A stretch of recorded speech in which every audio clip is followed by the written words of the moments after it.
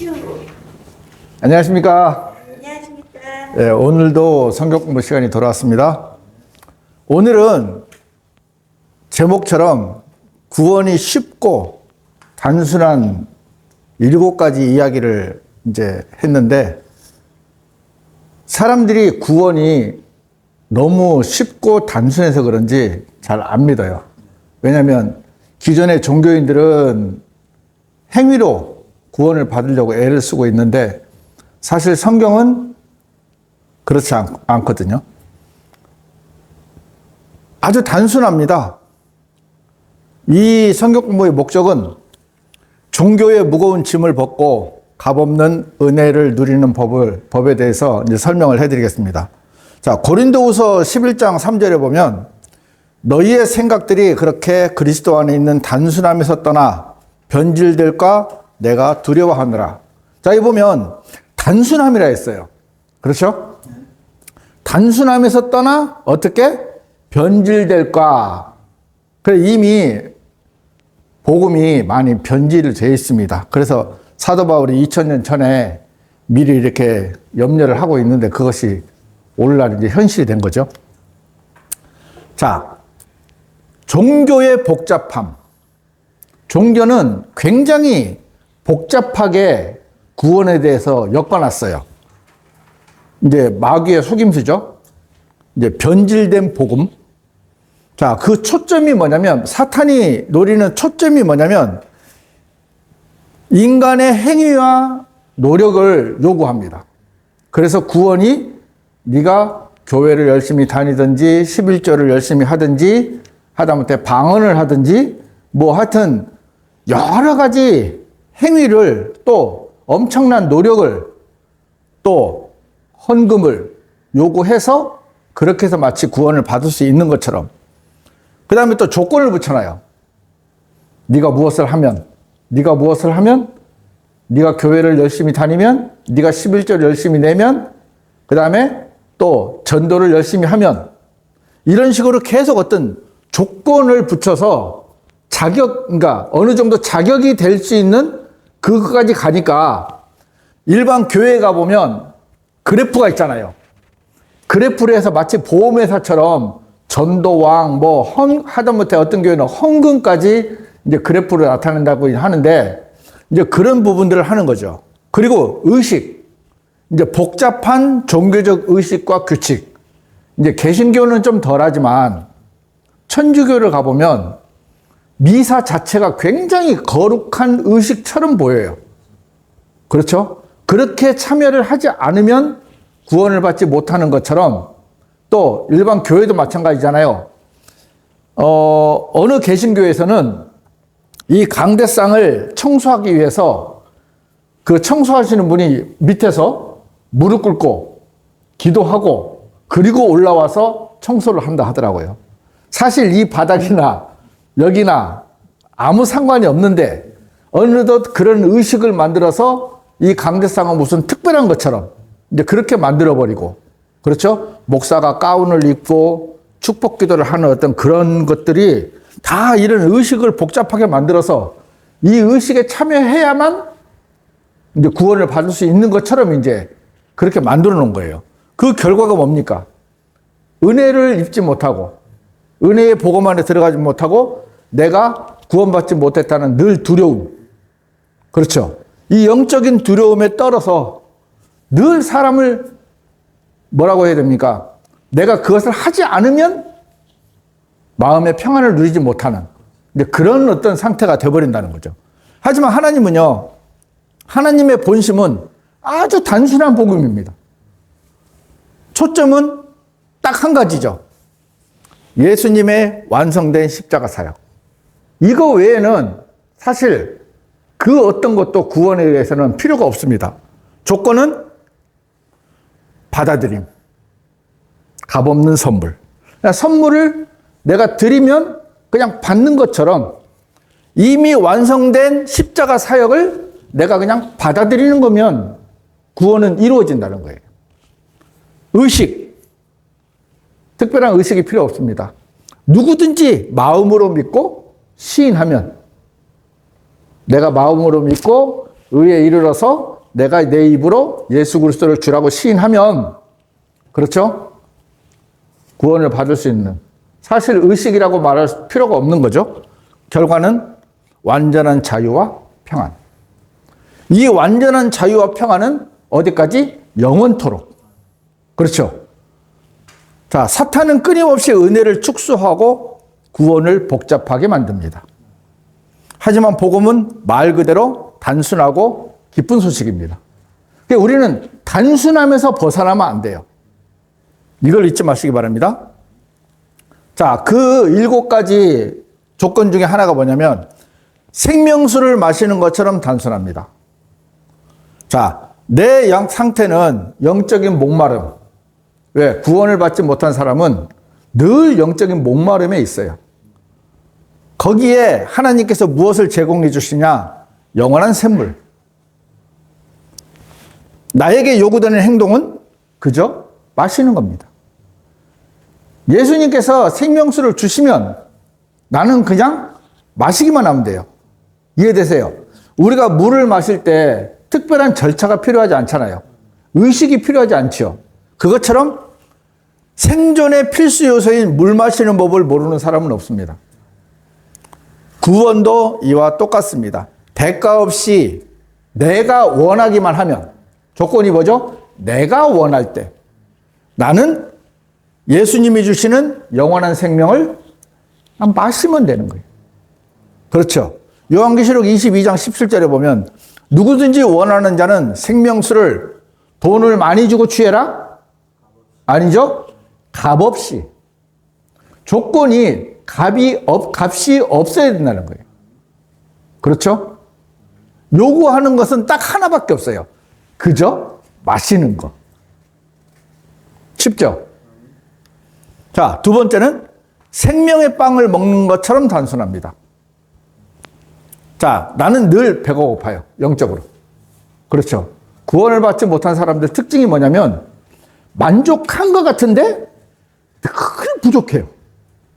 경험해 보셨죠? 뭔가 채워지는 것 같은데 돌아서면 허전한 이 영적인 목마름, 배고픔. 하나님께서는 누굴 주셨습니까? 생명의 빵이신 예수님을 주셨잖아요. 그러면 나는 그냥 믿고 받아들이고 빵을 주면 빵 먹잖아요, 우리가. 그렇죠? 누가 빵을 주는데 1시간 동안 의식을 거쳐야만 된다 하면 우리는 빵을 먹습니까? 차라리 내가 가서 사서 먹고 말지? 그렇잖아요. 그러니까 쉽게 생각하라는 거죠. 요한복음 6장 35절에 뭐라고 되어 있습니까? 나는 생명의 빵이라.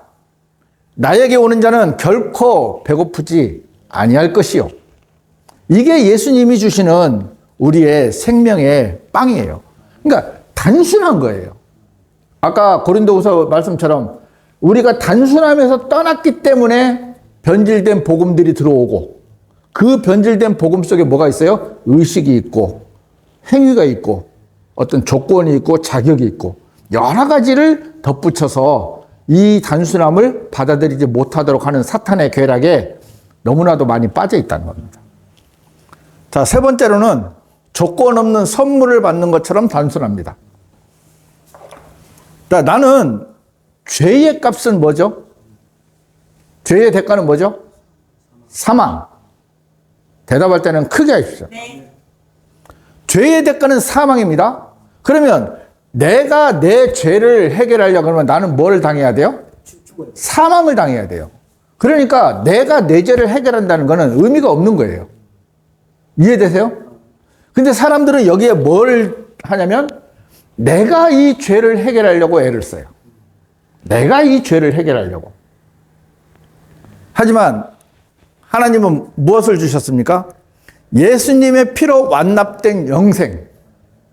십자가에서 다 이루어졌도다. 이 한마디가 예수님의 피로 내 모든 죄의 대가를 완벽하게 지불했다. 제가 빚을 지고 있어요. 너무나도 많은 빚을 지고 있는데 갚을 능력이 없어요. 그런데 누군가가 내 그 빚을 다 갚아줬어요. 자, 근데 그분은 갚아줬지만 저는 알아요, 몰라요? 몰라요. 얘기를 해주기 전까지는 모르잖아요. 나는 늘 죄 때문에, 빚 때문에 고통을 당하는 거예요. 오늘은 어떡하지? 내일은 어떡하지? 눈뜨기가 싫다. 이제 이런 사람들 있잖아요. 그런데 어느 날 와가지고 그분이 와서 내가 네 빚을 다 갚았다. 그러면서 그 은행에 채무 완납 증명서를 딱 보여주면 나는 빚에서 해방됩니까? 안 됩니까? 해방됩니다. 자, 나는 죄값을 지불할 능력이 없어요. 내가 해결하려고 하면 나는 지옥을 가야 돼요. 하지만 그 죄의 대가를 예수님의 피로 완납이 돼가지고 그 완납 증명서를 주신 게 성경이에요. 그래서 우리는 거절하지만 않으면 돼요. 그런데 사람들은 거절하는 사람들이 너무너무 많다는 거예요. 너무 단순한데도 이 단순함 때문에 사람들은 안 믿는다는 사람도 있어요. 야, 구원이 이렇게 쉬우면 구원 못 받을 사람이 누가 있니? 이렇게 얘기하는 사람이 있어요. 그러면서 자기는 또 안 믿어. 그렇죠. 모순입니다. 자, 죄의 대가는 사망이요. 하나님의 선물은 우리 주이신 예수 그리스도를 통한 영생이기 때문이라. 우리 다 같이 한번 크게 읽어볼까요? 죄의 대가는 사망이요. 하나님의 선물은 우리 주이신 예수 그리스도를 통한 영생이기 때문이라. 자, 나는 사망을 당해야 되는데 하나님이 선물을 하나 주셨는데 우리 주이신 예수 그리스도를 통한 영생을 주셨기 때문에 나는 이 사망에서 벗어날 수 있었다. 이게 기록된 성경 말씀입니다. 그래서 우리는 내 어떤 생각이나 내 의지나 내 뜻을 믿는 게 아니고 무엇을 믿어야 되냐면 성경에 기록된 말씀을 믿어야 되는 거예요. 쉽죠? 단순하죠? 자, 네 번째는 부모에게 온전히 씻겨지는 것처럼 단순합니다. 자, 내 상태는 죄로 인해서 너무너무 더러워요. 그렇죠? 자, 그런데 하나님께서 보혈로 나를 깨끗하게 씻겨주셨어요. 자, 우리가 어린 아이를 보면 어린 아이가 스스로 예를 들어서 지금 지우가 몇 살이죠? 몇 개월이죠? 4개월? 6개월 됐나요? 자, 6개월짜리 애가 제 손녀인데 엄마, 지금부터는 내가 씻을게. 예? 이러면서 지가 이제 배밀이 시작했는데 뻘떡 일어나더만 샤워실방으로 걸어가요. 그러면서 샤워기 탁 틀고 쫙 이런 애 보셨습니까? 못 봤죠? 자, 아이는 똥기저귀 하나 자기가 해결할 능력도 없고요. 오줌 하나 해결할 능력도 없어요. 더군다나 먹으면서 흘린 것도 치울 능력이 없어요. 그냥 엄마가 씻기는 대로, 씻겨주는 대로 빡빡 밀면 소리 질러서 아파서 울고 살살 문지르면 간지러워서 웃든지, 그죠? 그냥 엄마가 해주는 대로, 아빠가 해주는 대로 씻겨줘야 되는 거예요.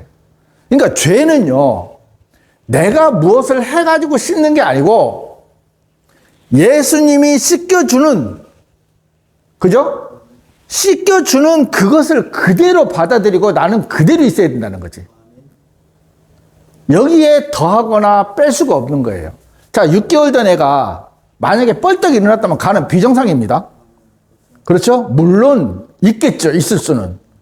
하지만 지가 가서 샤워하고 밥 먹고, 예? 자기 똥기저귀 지가 빨고, 어떻게 보면 우리가 구원을 못 받은 우리는 꼭 이렇게 하고 있다는 거죠. 내가 해결할 능력도 없으면서 하려고 발버둥을 친다는 거예요. 실제로 해결된 건 한 개도 없거든. 그렇잖아요? 자, 갓난아기가 부모에게 온전히 씻겨지듯 구원은 내가 스스로 죄를 닦아내는 과정이 아닙니다. 예수님이 완벽하게 씻겨주시는 것입니다. 불안해할 필요가 없습니다. 자, 내가 하면 불안하잖아요. 내가 죄를 씻어봤잖아요. 씻겨집니까? 씻은 것처럼 보이지만 돌아서면 도로 내가 죄인이 돼버립니다. 우리를 사랑하시어 자기 자신의 피로, 누구 피로? 예수님의 피로 우리의 죄들에서 우리를 씻기신 그분께 그랬습니다. 자, 다른 거는 모르겠어요. 구원을 받고 난 이후의 삶에서 11조도 하고 뭐 봉사도 하고 전도도 하고 하는 거는 상관이 없지만 구원을 받는 거에 만큼은 누구? 온전히 예수님이 완벽하게 씻겨주시는 것 외에는 우리가 할 수 있는 게 없다는 겁니다. 자, 다음은 살려달라고 구조를 요청하는 것처럼 단순합니다. 자, 영원한 지옥에 빠질 수밖에 없는 존재예요. 제가 어디 가서 태국에 한번 옛날에 간 적이 있는데 거기서 이제 바나나 보트를 탔어요. 바나나 보트를 탔는데 이제 구명조끼를 입었죠. 근데 이분들이 그러더라고. 반드시 물에 빠뜨릴 겁니다. 하지만 조건이 있습니다. 수영을 못 하시는 분도 걱정을 안 하셔도 됩니다. 하자마자 뒤집으세요. 어떻게든 뒤집으세요. 뒤집힌답니다. 그래갖고 딱 뒤집히고 가만히 있으래요.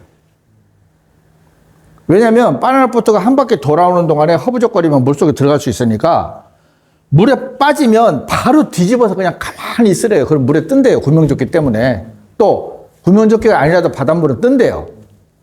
그래서 물에 빠지자마자 어떻게 뒤집었는지도 모르겠어요. 저는 수영을 못 하거든요. 그래서 뒤집었어요. 가만히 있었어요. 한 1분 있으니까 이제 왔는데 저를 어떻게 끄집어내는지 압니까? 뒤에 구명조끼 목덜미를 딱 잡더니 쭉 올리더라고요.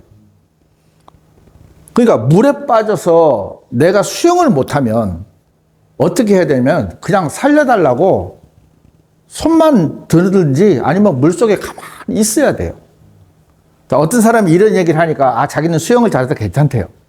그래서 제가 그랬어요.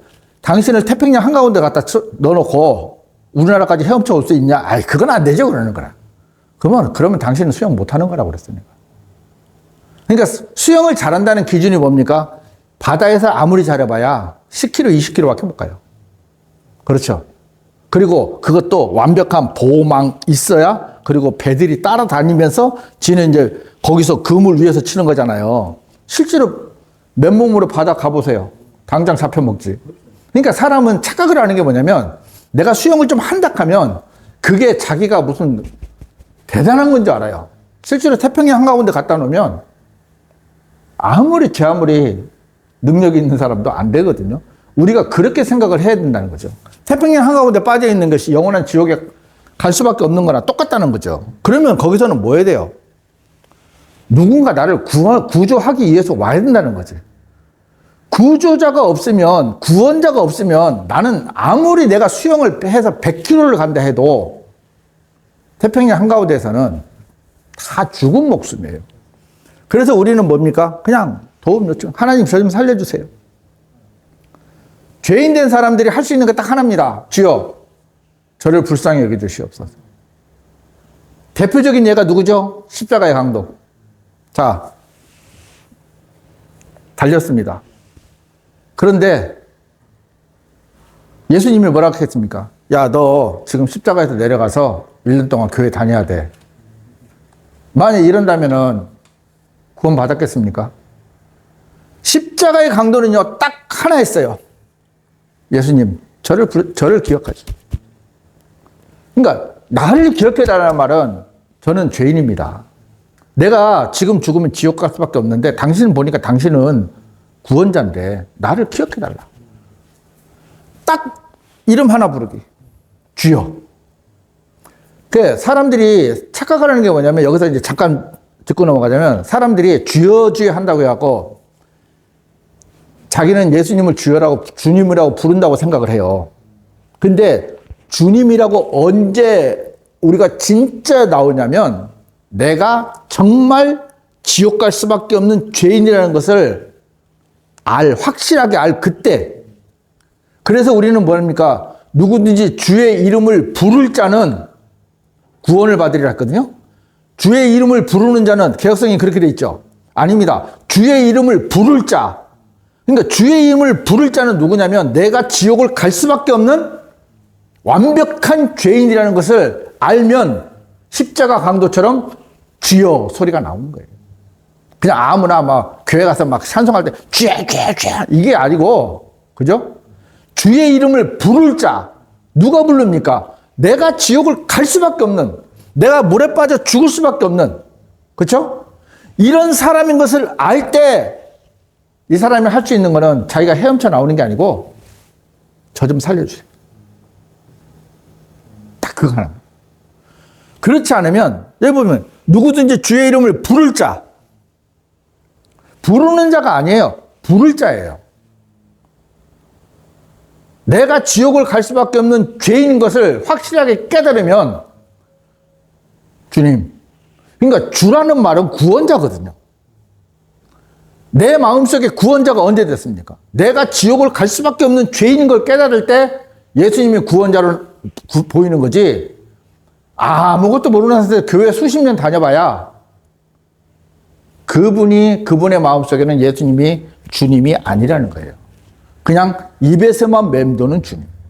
여기서 주의 이름은요, 나의 구원자. 나의 구원자라는 걸 확실하게 알고 부를 수 있는 이름.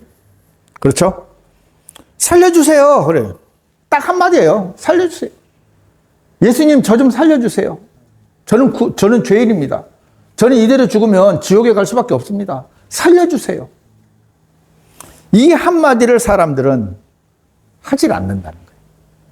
그러면서 뭐라 하죠? 더 열심히. 그죠? 방언받으면 구원받을 것 같고, 교회 한 20년 다니면 구원받을 것 같고, 뭐 목사 되면 구원받을 것 같고, 집사 되면 구원받을 것 같고, 사람들은 정말 복음에 대해서 착각을 하고 있다는 거예요. 이해되시죠? 네. 방금 로마 13장 13절의 말씀이 이때까지 누구든지 주의 이름을 부르는 자는 구원받을 것이기 때문이라 이렇게 이제 생각했는데, 예. 지금 말씀하시는 게 이제 차이점이 금방 드러나네요. 주의 이름을 부를 자, 예. 부를 자하고 부르는 자고, 이때까지 우리가 부르는 자로 되어 있었잖아요. 그렇죠. 근데 이건 새로운 그 말씀이지, 이게. 그러니까 번역을 정확하게 하면은 뭐든지 잘 이해가 돼요.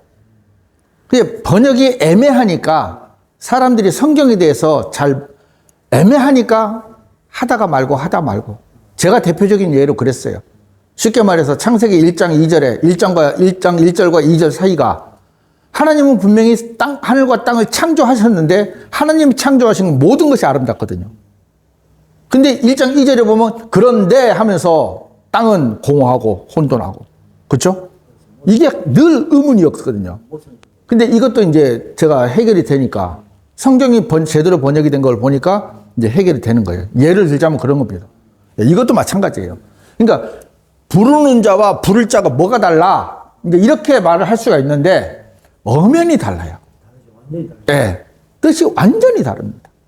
주의 이름을 부를 자는 정말로 자기의 처지와 이게 지옥 갈 수밖에 없다는 것을 인식했을 적에 그렇죠. 정말 주의 이름을 부를 수밖에 없는 것이고, 주의 이름을 부른 자는 노다지 그냥 주의 이름을 한다고 그냥 하는 요새 하는 식으로 그만 주의 이름을 부르면 구원 받는다 뭐 이런 식이 되기 때문에 싸구려 그냥 입에 발린 소리로 그냥 나갈 수가 있다는 거죠.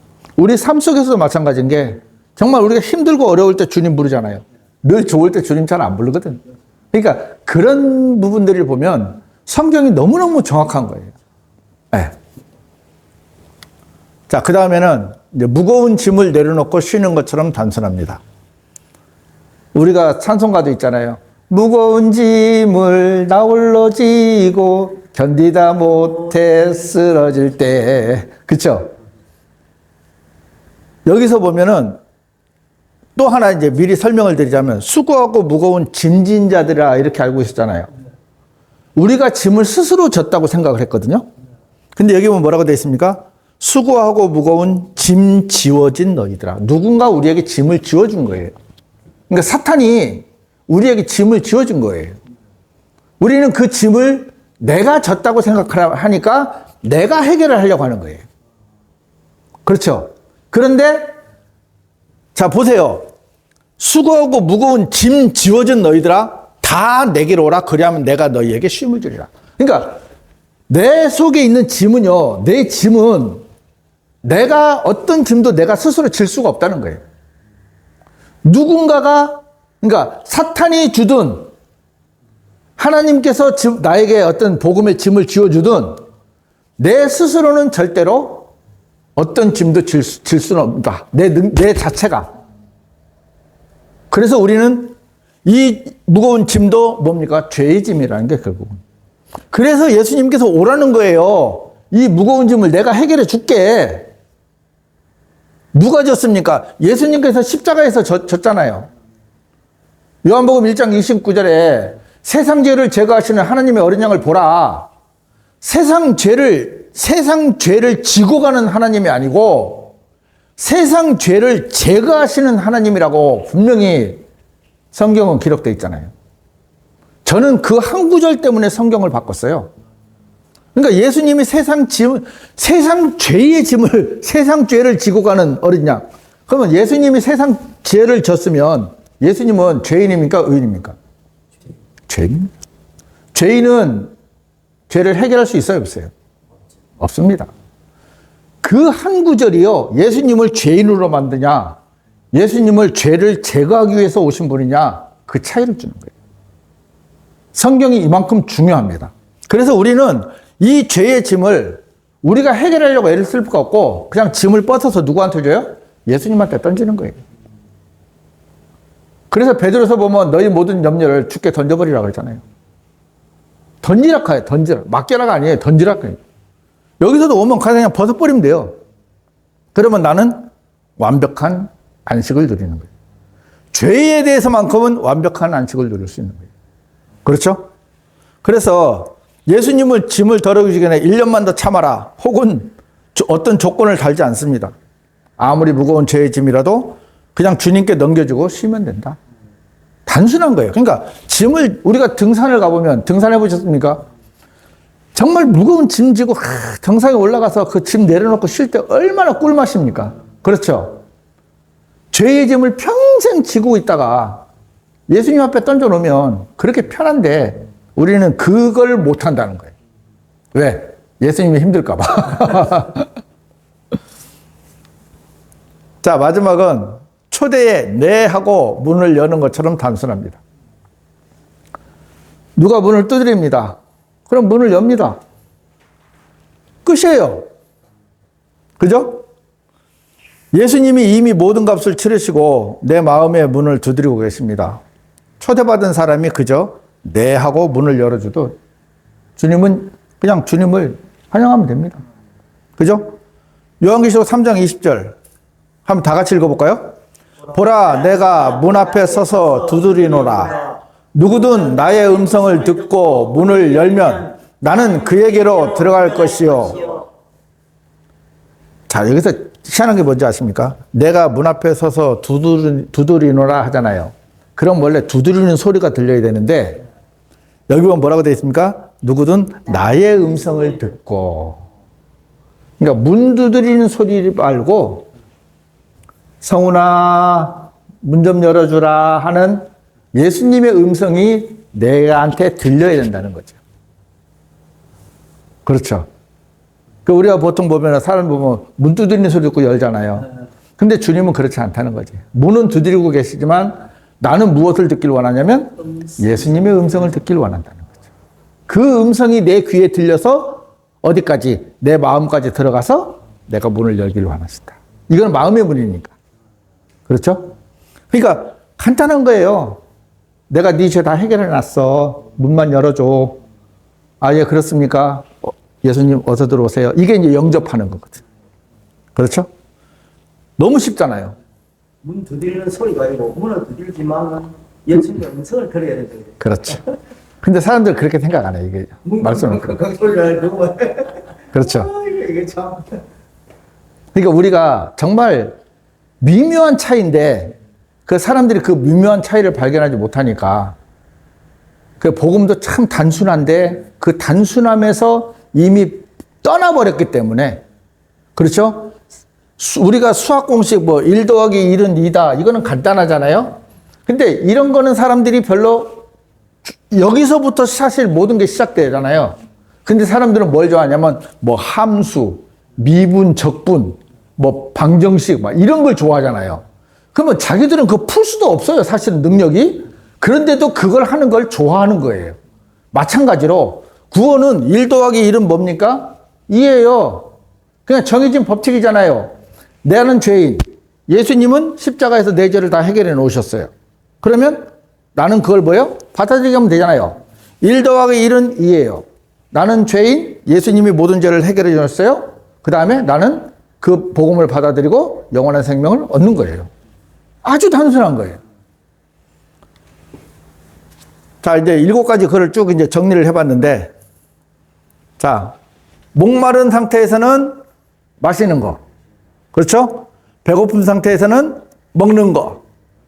파산한 상태에서는 받는 거. 더러운 것은 맡기는 거. 아까 씻는 거 얘기했잖아요. 물에 빠질 때는 푸르는 거. 지칠 때는 쉬는 거. 다친 마음은 여는 거. 여기에 지불해야 될 내용은 한 1억이면 됩니다. 1억 하면 사람들 어떻게 하겠어요? 1억 냅니다. 근데 영원이라 하니까 안 내요. 안 받아요.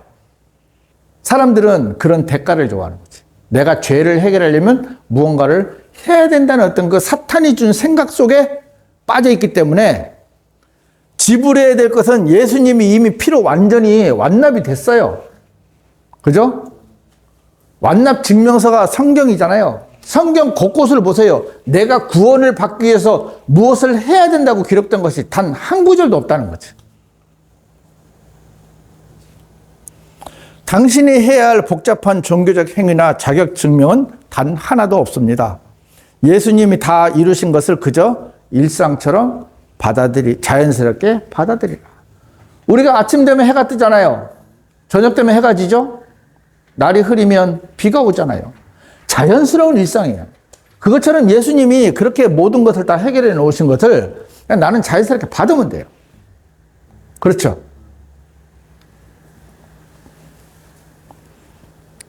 이런 사람들이 있어요. 내가 조금 더 나아지면 믿겠습니다. 그래서 죄인인 거는 깨달았어요. 깨달았는데 이리로 가면 참 편한데 대부분의 사람들이 이리로 가요. 술, 담배를 끊으려고 하고, 그죠? 자기 잘못된 생활 습관을 하고 뭐 하도 쭉 해요. 됩니까? 안 됩니까? 안 돼요. 그러면 또 실패하고 자책해요. 그러면서 뭐라 그래요? 나는 구원받을 자격이 없어. 또 가요. 그래서 우리가 생긴 말이 뭐죠? 작심삼일. 늘 이 상태예요. 이거를 계속 되풀이하는 거예요. 하지만 예수님한테 가면, 진리의 길로 가면 죄인인 상태 그대로. 그렇죠? 그 다음에 예수님을 영접. 그 다음에 은혜 안에서 삶이 변화되고. 뭐 이건 정도의 차이는 있습니다. 자, 보세요. 고린도후서 6장 2절에 보면 보라 지금이 그 기꺼이 받아들이지는 때요. 보라 지금이 그 구원의 날이라. 그러니까 내가 마음을 열고 예수님을 영접하기만 하면 바로 그때 구원은 이루어지는 거예요. 그날이 구원의 날인 것입니다. 특별한 게 아닙니다. 예수님이 뭐라고 하셨어요? 나는 의인을 부르러 온 것이 아니고 죄인을 부르러. 자, 보세요. 죄인을 부르러 왔노라가 아니고 죄인을 불러 회개시키러 왔다 했어요. 회개시켜야 되는 거예요. 그러니까 사람들은 죄인이기 때문에 죄인 하면 이해하는데 거기까지는 하는데 회개를 안 해요. 그 회개는 뭡니까? 내가 지옥에 갈 수밖에 없는 죄인인 걸 깨닫고 어디로? 이리로 가는 게 아니고 진리의 길로 가는 거예요. 이게 회개예요. 회개라는 거는 돌아가는 거예요. 리턴. 내가 가던 길이 잘못됐어요. 그러면 운전하다 잘못된 길로 가면 계속 갑니까? 아니면 돌아옵니까? 돌아오잖아요. 죄인인 걸 다 깨달아요. 죄인인 걸 안 깨닫는 사람 없어요. 하지만 여기서 갈림길이 생겨요. 여기서. 진리의 길로 가느냐? 거짓된 길로 가서 계속 평생 동안 되돌이표 하다가 지옥을 가느냐. 그 차이밖에 없는 거예요. 자, 이 단순한 선물을 지금 받아들이시겠습니까? 아멘. 받아들이시겠습니까? 예. 마음으로 믿고 입으로 시인하여 구원에 이르는 가장 단순하고 위대한 고백입니다. 진심을 담아 지금 이렇게 기도해 보십시오. 우리 다 같이 이거는 뭐 구원을 받거나 안 받거나 상관없이 이게 이제 영접 기도라고 하는 것이거든요. 그래서 이거는 뭐 매일 해도 괜찮아요. 자, 우리 한번 이거 다 같이 한번 크게 한번 읽어보겠습니다. 하나님, 저는 죄인입니다. 지옥에 갈 수밖에 없었으나 예수님께서 저의 죄를 대신하여 십자가에서 피 흘려 죽으시고 장사되셨다가 3일 만에 부활하신 것을 믿습니다. 지금 예수님을 저의 유일한 구원자로 믿고 받아들입니다. 저를 구원해 주십시오. 주 예수 그리스도의 이름으로 기도드립니다. 아멘. 아멘 되십니까? 아멘. 예. 이렇게 단순해요. 너무 쉬워요. 이 약속을 진심으로 믿고 고백했다면 당신은 어떤 행위나 대가 없이 오직 하나님의 은혜로 영원히 잠깐만, 영원히 하루만, 영원히 1년만, 영원히 예, 영원히 구원 받았습니다. 아멘 되십니까? 아멘. 예. 이렇게 귀한 복음을 주셨습니다, 우리한테. 근데 우리는 이 복음을 또 이렇게 또 잘 이해하고 다른 분들한테 또 설명할 수 있는 기회도 또 갖기 위해서 제가 이제 설명을 드렸는데 이해되시죠? 아멘. 아멘. 예, 궁금한 거 있습니까? 이 공허가 필요 없이 잘 이해가 갔습니다. 예. 감사합니다. 마치겠습니다.